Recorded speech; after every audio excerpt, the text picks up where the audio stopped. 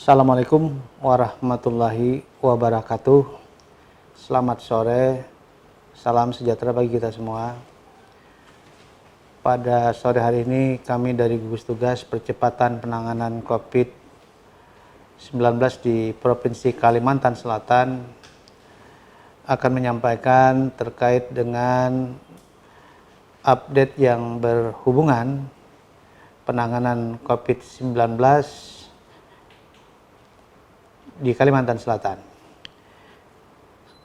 Kami ingin sampaikan saat ini orang dalam pemantauan ada pengurangan sekitar 12 ODP dari kemarin 1.318, hari ini menjadi 1.306. Kemudian terdapat 14 pasien dalam pengawasan. Hal ini terjadi baik pengurangan dari kemarin yang berjumlah 16 menjadi 14 PDP. Dan ini pengurangan berasal dari Rumah Sakit Umum Ulin 1 dan 1 dari Isolasi Mandiri Balangan yang hari ini hasil PCR-nya terkonfirmasi positif. Kemudian juga ada penambahan PDP baru dari Hulu Sungai Selatan sebanyak 2 dan PDP yang juga hari ini negatif sebanyak 2 orang. Saat ini yang dirawat pasien dalam pengawasan diantaranya 4 ada di Rumah Sakit Umum Ulin, kemudian 2 di Rumah Sakit Muhammad Ansari Saleh, 5 di Rumah Sakit Hasan Basri Kandangan, kemudian 1 di Rumah Sakit Islam, 1 pasien di Rumah Sakit Ratu Jaleha dan Rumah Sakit Sultan Suryansah sebanyak 1 pasien. Kami informasikan pula saat ini ada penambahan kasus yang terkonfirmasi positif menggunakan metode PCR sehingga jumlahnya pada sore hari ini berjumlah 99 kasus. Terdiri dari 82 kasus yang dirawat maupun dilakukan isolasi mandiri atau karantina khusus. Kemudian ada penambahan hari ini yang sembuh sebanyak 1 sehingga jumlahnya menjadi 10 dan 7 meninggal. Bertambahnya 4 kasus ini terdiri dari 1 dari PDP yang kami sebutkan dari Rumah Sakit Umum Ulin yang terkonfirmasi positif dan 3 isolasi mandiri baik yang dari Banjarmasin sebanyak 2 dan 1 dari Balangan. Oleh karena itu saat ini pasien yang dirawat di beberapa rumah sakit sebanyak 34 kasus dan yang dilakukan isolasi mandiri maupun di karantina khusus sebanyak 48 kasus. Pasien yang terkonfirmasi positif sembuh, tadi kami sampaikan sebanyak satu pasien, yaitu case COVID-15 dari Banjarmasin, yaitu laki-laki berusia 35 tahun. Kami sampaikan pula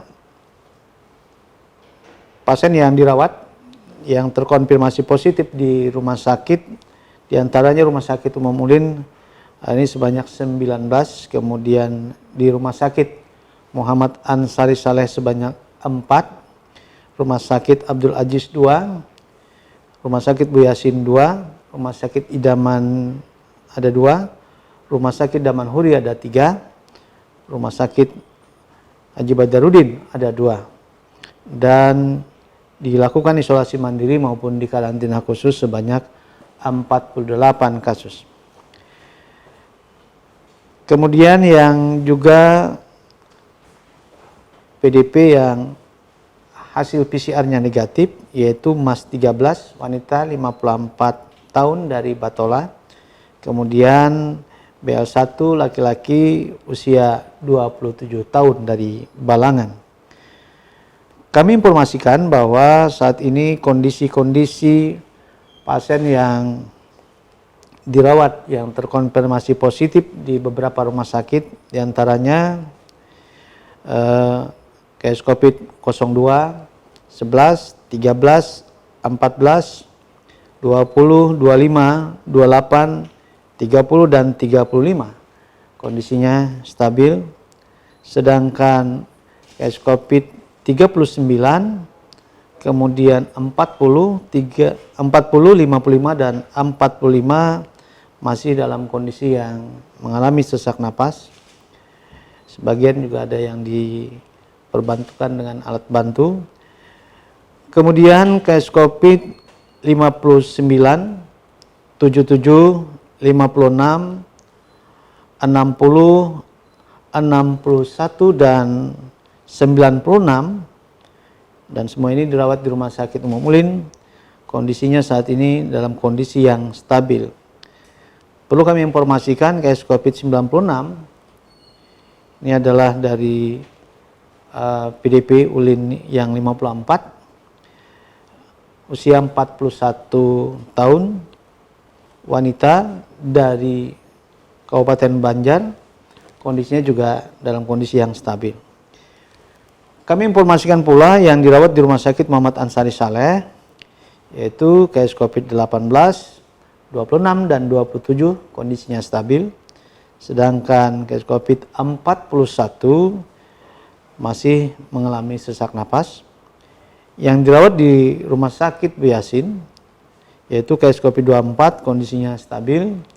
Sedangkan case COVID-36 saat ini masih dalam kondisi yang mengalami gangguan pernapasan. Kami informasikan pula yang saat ini dirawat di Rumah Sakit Abdul Aziz Batola, yaitu case COVID-31 dan 22 kondisinya dalam kondisi yang stabil. Yang dirawat di Rumah Sakit Idaman Banjarbaru, yaitu case COVID-57 dan 58 kondisinya juga kondisi yang stabil. Sementara yang dirawat di Rumah Sakit Damanhuri Hulu Sungai Tengah, yaitu case COVID-52, 53, dan 54, kondisinya dalam kondisi yang stabil. Selanjutnya yang dirawat di Rumah Sakit Umum Haji Badarudin, yaitu case COVID-50 dan 51, kondisinya yang saat ini dalam kondisi yang stabil. Selanjutnya kami juga informasikan yang dilakukan isolasi mandiri baik COVID 07, 8, 29, 32, 33, 34, 43, 44, 46, 47, 48, 49, 62, 63, 64, 65, 66, 67, 68, kemudian 69, 70, kemudian 71, 72, 73, 74, 75, 76, 78, 79, 80, 81, 82, 83, 84, 85, 86, 87, 88, 89, 90, 91, 92, 93, 94, dan 95 saat ini juga kondisinya dalam kondisi yang stabil. Kemudian yang tambahan baru yaitu case COVID-97, ini dari BL2 usia 52 tahun laki-laki Balangan. Kemudian case COVID-98 ini dari K46 usia 40 laki-laki dari Banjarmasin, dan case COVID-99 K47 usia 41 tahun wanita dari Banjarmasin. Kondisinya semuanya dalam kondisi yang stabil. Selanjutnya pasien dalam pengawasan yang saat ini juga masih dirawat, diantaranya di Rumah Sakit Umum Ulin Banjarmasin, yaitu Ulin 62 dan Ulin 63 masih dalam perawatan dan kondisinya masih mengalami sesak napas. Kemudian Ulin 64 dari SI 1 yang hari ini dirujuk ke Rumah Sakit Umum Ulin, usia 68 tahun, laki-laki dari Banjarmasin, juga masih mengalami sesak napas. Selanjutnya Ulin 61 juga kondisinya masih mengalami sesak napas. Sedangkan yang dirawat di Rumah Sakit Islam Banjarmasin, yaitu IB 1, kondisinya stabil.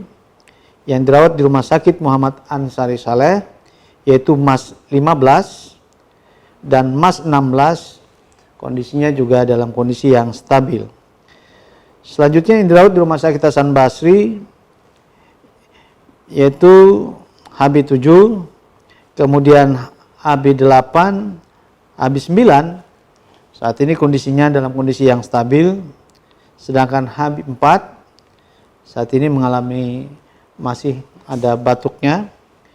Selanjutnya HB 10, kondisinya hari ini juga masih dalam kondisi yang masih agak lemah. Sementara yang dirawat di Rumah Sakit Ratu Jaleha, RZ 1, ini kondisinya stabil. Dan yang terakhir yang dirawat di Rumah Sakit Sultan Suriansah, SS 1, kondisinya dalam kondisi yang juga stabil. Nah, itu adalah beberapa pasien yang tadi dilakukan perawatan terkategori PDP di beberapa rumah sakit. Selanjutnya kami juga akan menyampaikan beberapa jawaban dari pertanyaan yang disampaikan oleh teman-teman wartawan. Di antaranya pertanyaan terkait dengan adanya beberapa rapat koordinasi dengan beberapa kabupaten kota di dalam meningkatkan status ke arah PSBB, terutama yang lanjutkan terkait dengan PSBB yang sudah disetujui oleh pemerintah pusat. Maka hasil beberapa kesepakatan atau keputusan ini mendukung kabupaten kota tadi, terutama di beberapa daerah yang sebagai penyangga Banjarmasin, untuk mendukung kalau dibutuhkan sesuai dengan kondisi-kondisi dan analisa situasi dilakukan PSBB. Oleh karena itu, tentu saja pemerintah provinsi akan memberikan dukungan sepenuhnya, dan ini merupakan kebaikan dalam upaya memutuskan rantai penularan terhadap wabah COVID-19 ini. Selanjutnya juga ada beberapa pertanyaan yang disampaikan terkait dengan bantuan dana yang diberikan kepada pemerintah kabupaten atau kota yang akan menyelenggarakan PSBB.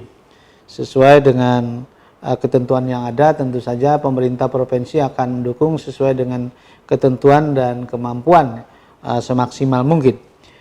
Oleh karena itu, ini adalah masalah bersama yang harus ditanggulangi bersama. Selanjutnya juga kami sampaikan ada pertanyaan terkait dengan adanya pemberian bantuan dari pemerintah provinsi yang diberikan kepada kabupaten kota dalam upaya meningkatkan pencegahan terhadap penularan dalam hal penyediaan masker. Jadi pemerintah provinsi sudah memberikan bantuan secara langsung kepada kabupaten kota untuk menyediakan masker yang dibutuhkan untuk masyarakat luas di kabupaten kota. Dan sebagaimana yang sudah disampaikan, ada sekitar masing-masing 250 juta. Selanjutnya juga ada beberapa pertanyaan terkait dengan perpanjangan status tanggap darurat yang diberlakukan. Sebagaimana surat keputusan gubernur yang menyampaikan perpanjangan status tanggap darurat terkait dengan COVID-19 di Provinsi Kalimantan Selatan diperpanjang sampai 29 Mei. Oleh karena itu, status ini tentu saja diberlakukan karena kondisi-kondisi yang saat ini masih belum kondusif dari tanggap darurat tersebut. Oleh karena itu kita juga berharap agar tanggap darurat ini juga dapat kita turunkan apabila kondisi-kondisinya sudah memungkinkan. Oleh karena itu kepatuhan masyarakat di dalam mengikuti anjuran-anjuran pemerintah diantaranya adalah bagaimana tetap di rumah, kemudian menjaga jarak, dan melakukan hal-hal yang berkaitan dengan pola hidup bersih dan sehat. Kalau ini dijalankan dan sudah terjadi pengurangan terhadap sebaran penularan, tentu saja ini menjadi bahan evaluasi yang nantinya akan lebih bagus. Kemudian juga terkait dengan tes PCR, tes PCR memang dibutuhkan dalam upaya kita untuk melakukan konfirmasi terhadap kasus. Apakah seseorang terinfeksi SARS-CoV-2 atau penyakitnya yang disebut dengan COVID-19 atau tidak. Oleh karena itu kebutuhan-kebutuhan ini kita lakukan secara rasional dan sesuai dengan sasaran yang ditentukan.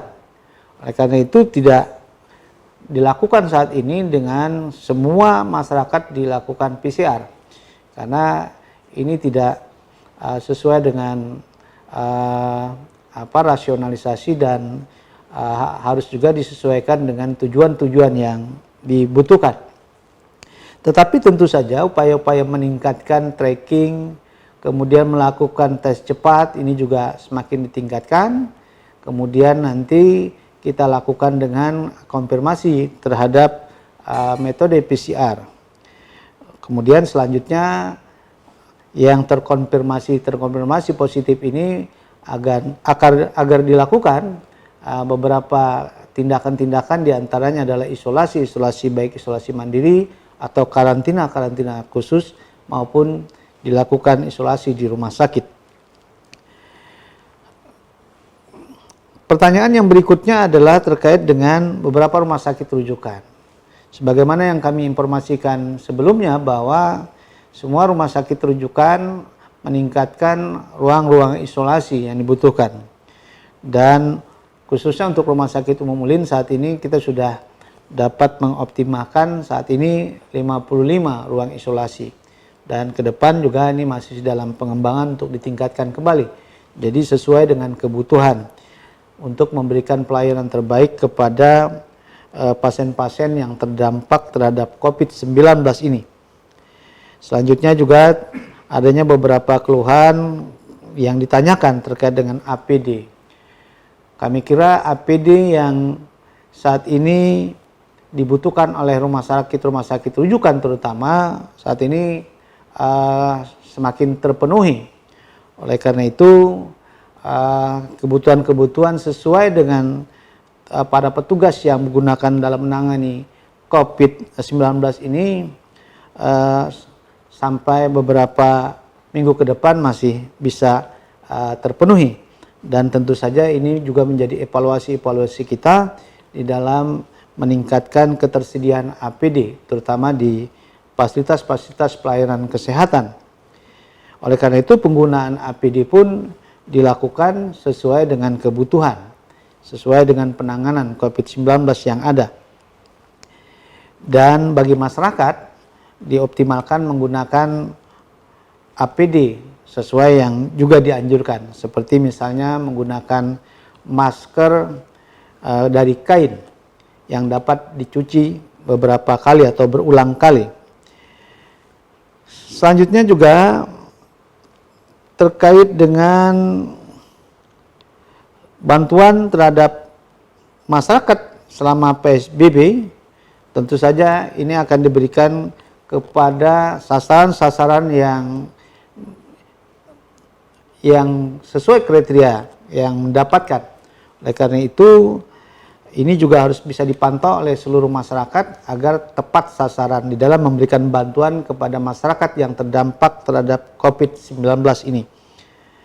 Dan terakhir kami informasikan bahwa saat ini ada sekitar 2.124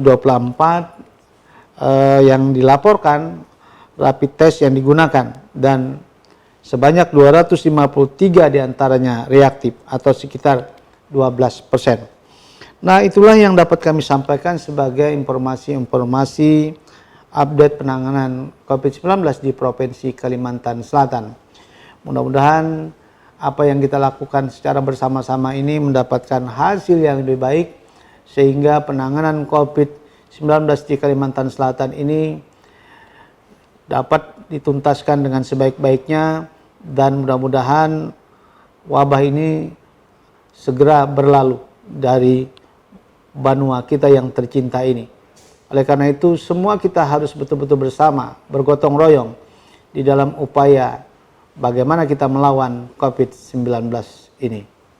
Demikian yang dapat disampaikan. Terima kasih atas segala perhatian. Kami akhiri dengan wabillahi taufiq wal hidayah. Wassalamualaikum warahmatullahi wabarakatuh.